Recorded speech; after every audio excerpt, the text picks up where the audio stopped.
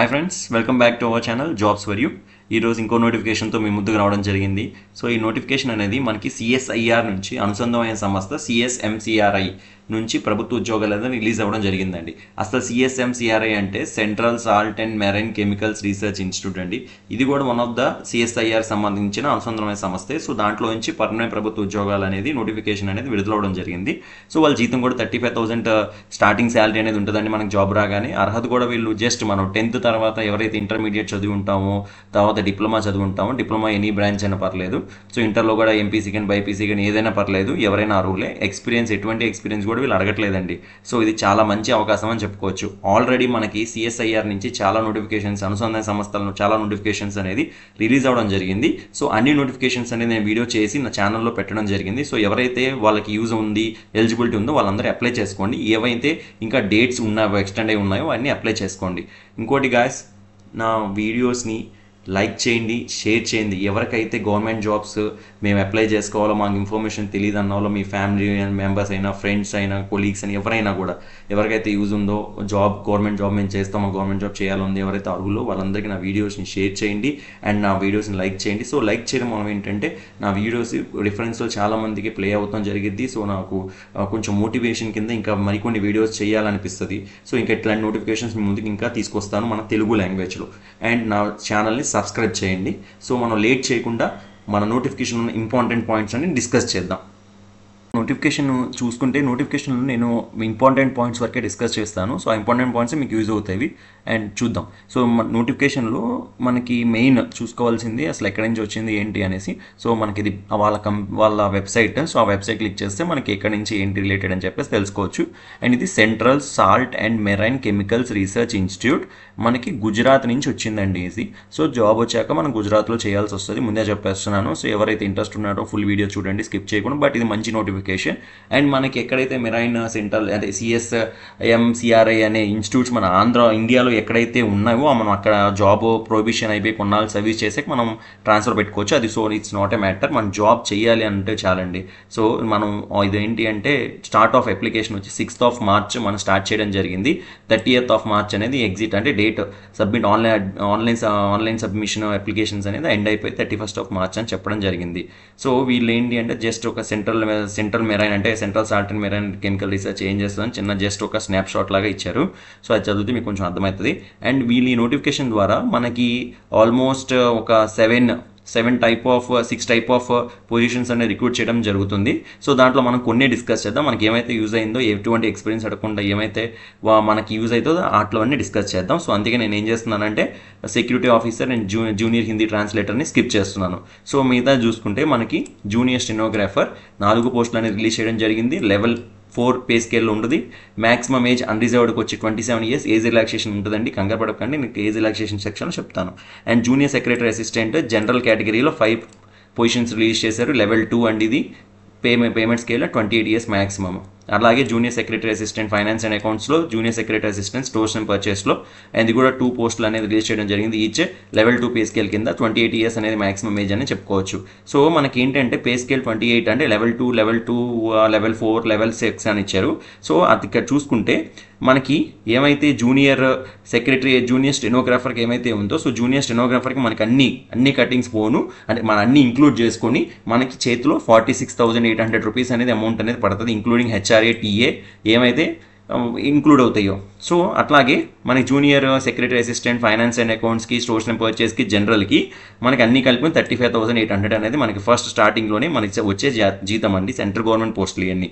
So main మనకి అసలు eligibility ఏంటో చూసుకుంటే జూనియర్ స్టెనోగ్రాఫర్లో పోస్టుల వారీగా చెప్పడం జరిగింది. బట్ ఏంటంటే ఒకేసారి అన్నిటికీ అప్లై చెప్పేస్తాను. ఈ పోస్టులు అన్నిటికీ చూస్తే మనకి కామన్గా అంటే జూనియర్ స్టెనోగ్రాఫర్కే కానీ, జూనియర్ సెక్రటరీ అసిస్టెంట్ జనరలే కానీ, జూనియర్ సెక్రటరీ అసిస్టెంట్లో మన జూనియర్ సెక్రటరీ అసిస్టెంట్లో మనకి F&P ఫైనాన్స్ దాంట్లో కానీ, స్టోర్స్ అండ్ పర్చేసెస్లో కానీ కామన్ మనకి ఎలిజిబిలిటీ ఏంటంటే ఎవరైతే 10th పాటు ఇంటర్ పాస్ అయి ఉంటారో, ఇంటర్తో ఒకవేళ ఇంటర్ చేయని వాళ్ళు అయితే 10th పాటు డిప్లొమా చేస్తారు, ఎనీ బ్రాంచ్ ఎవరైనా అర్హులే అని చెప్పడం జరిగింది.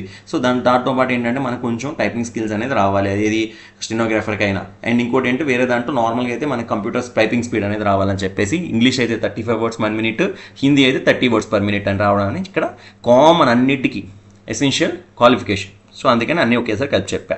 ఏజ్ రిలాక్సేషన్కి వచ్చేసరికి ఏంటి అంటే, ఏజ్ రిలాక్సేషన్ మనం మాట్లాడుకుంటే సో 18 years అనేది మినిమం ఏజ్ అండి. 18 years నిండుంటేనే వాళ్ళు అప్లై చేసుకోవడం జరిగింది. అది కూడా 31st March కల్లా 18 years అనేది రావడం జరగాలి.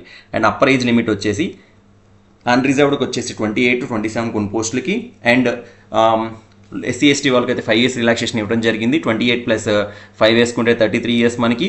అండ్ ఓబీసీ 33 years ఇచ్చారు, 31 years వరకు ఉంది. అండ్ రిమైనింగ్ పీడబ్ల్యూడి అండ్ వేరే వాళ్ళకైతే 10 years రిలాక్సేషన్ ఇవ్వడం జరిగింది.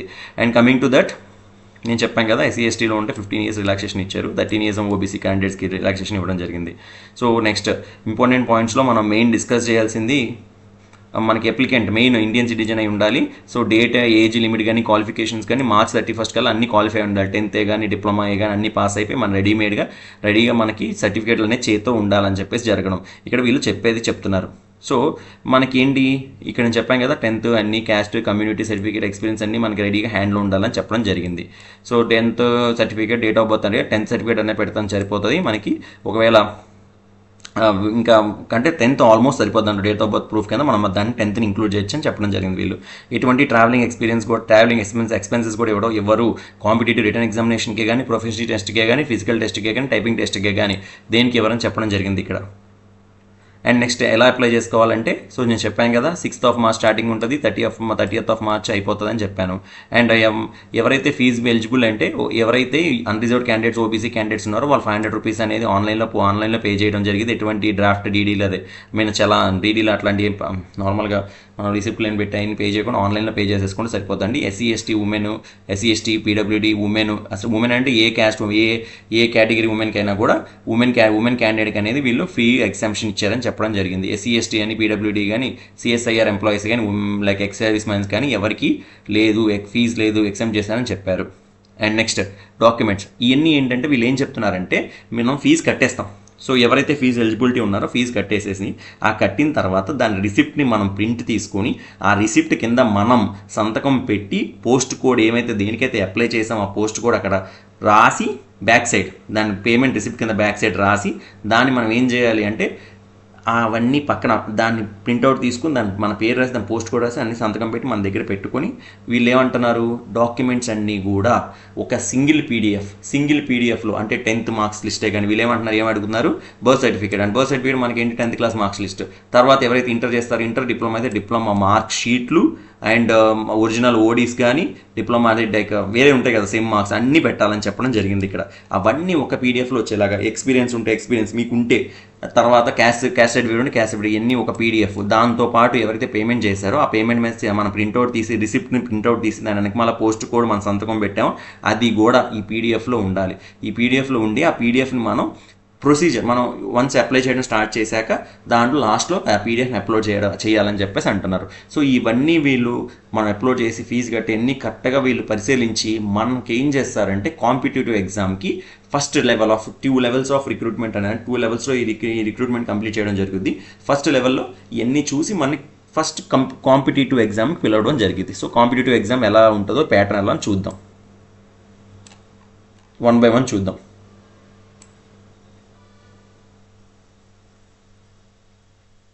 సో ఫస్ట్ నేను చెప్పాను ప్రొఫెషనల్స్ టెస్ట్.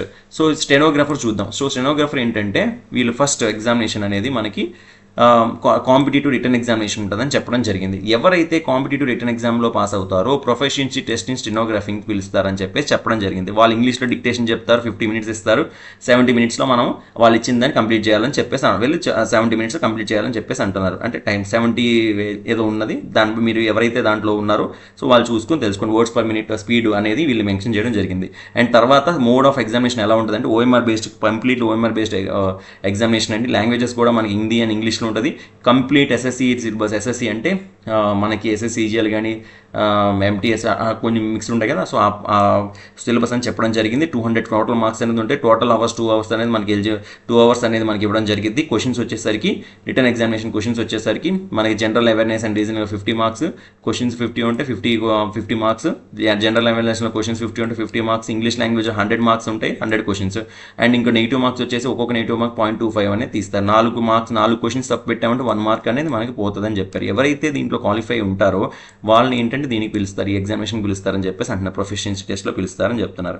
సో ఎవరికి మెరిట్ లిస్ట్ తీయాలనుకుంటే మెరిట్ లిస్ట్ ఏంటంటే స్టెనోగ్రాఫర్ పరంగా అంటే మన ఎగ్జామినేషన్ పరంగానే ఫైనల్ మెరిట్ లిస్ట్ అనేది ప్రిపేర్ చేస్తారని చెప్పడం జరిగింది. సో నెక్స్ట్ దీని తర్వాత మనం చూసుకోవాల్సింది ఏంటి అంటే జూనియర్ సెక్రటరీ అసిస్టెంట్ అన్నింటికి కామన్గా రిక్రూట్మెంట్ ఏంటి అంటే ఫస్ట్ మనకి రిటర్న్ ఎగ్జామినేషన్ అని ఉంటుంది. 2 పేపర్స్ కింద రిటర్న్ ఎగ్జామినేషన్ ఉంటుంది. అంటే ఒకేసారి రాస్తాం, 2 పేపర్స్ రాస్తాం. పేపర్ 1 పేపర్ 2 అనేది ఉంటుంది. పేపర్ 1లో క్వాలిఫై అంటే పేపర్ 1 రాసేస్తాం, అది ఒకేసారి రాస్తాం. పేపర్ 1లో క్వాలిఫై అయితే మనం పేపర్ 2 అనేది దిద్దడం జరుగుతుంది. ఆర్ఎస్ పేపర్ 1 ఫెయిల్ అయితే పేపర్ 2 అనేది దిద్దరు, అది చెప్పడం జరిగింది. దీంట్లో కూడా మనకి English language MCQ questions English and Hindi లాంగ్వేజ్లు ఉంటాయి. 10+2 అనేది మనకి లైక్ స్టాండర్డ్ మనకు ఎస్ఎస్సి హెచ్ఎస్ కానీ సీజీఎల్ కానీ అట్లా ఉంటాయి కదా, ఆ లెవెల్లో మన క్వశ్చన్స్ అనేది రావడం జరిగింది. నెంబర్ ఆఫ్ క్వశ్చన్స్ అనేది 200, 2.5 hours అనేది మనకి ఎగ్జామినేషన్ టైం అనేది ఉంటుంది. ఫస్ట్ పేపర్ వచ్చి మెంటల్ ఎబిలిటీ టెస్ట్లో ఏముంటుంది general intelligence, quantity aptitude, reasoning, problem solving, situational judgement. 100 questions వస్తారు, 200 మార్క్స్. ఒక్కొక్క దానికి ఇంటూ 2 మార్క్స్ అంటే ఒక్కొక్క దానికి 2 marks questions. And they will be no negative marks అనేది అసైన్ చేయరు. సో నెగిటివ్ మార్క్స్ లేదు. ఇది క్వాలిఫై అయితేనే పేపర్ 2 అంటే పేపర్ 2 రాస్తాం మనం, కానీ దిద్దడం ఎప్పుడైతే పేపర్ 2 పేపర్ 1 క్వాలిఫై అవుతామో అప్పుడు పేపర్ 2 దిద్దుతారని చెప్తున్నారు. పేపర్ 2 ఏంటంటే జనరల్ అవేర్నెస్ ఉంటుంది, ఇంగ్లీష్ లాంగ్వేజ్ ఉంటుంది. 50 క్వశ్చన్స్, ఒక్కొక్క క్వశ్చన్ వచ్చి 3 మార్క్స్ క్యారీ అవుతాయి, 300 మార్క్స్. ఒక్కొక్క క్వశ్చన్ తప్పు పెడితే ఒక నెగిటివ్ మార్క్ వీళ్ళు డిడక్ట్ చేస్తారని చెప్తున్నారు. సో ఇవన్నీ అయిపోయాక మనని టైపింగ్ టెస్ట్ అనేది పిలవడం జరిగింది. సో ఇది అండి నోటిఫికేషన్ అయితే. సో ఈ నోటిఫికేషన్ నేను క్లారిటీగా ఎక్స్ప్లెయిన్ చేశాను అనుకుంటున్నాను. ఇంకా మీకు ఏమన్నా అప్లై చేసుకోవడంలో కానీ ఈ పీడిఎఫ్లో కానీ ఏమైనా డౌట్స్ వస్తే నన్ను కామెంట్ సెక్షన్లో అడగండి.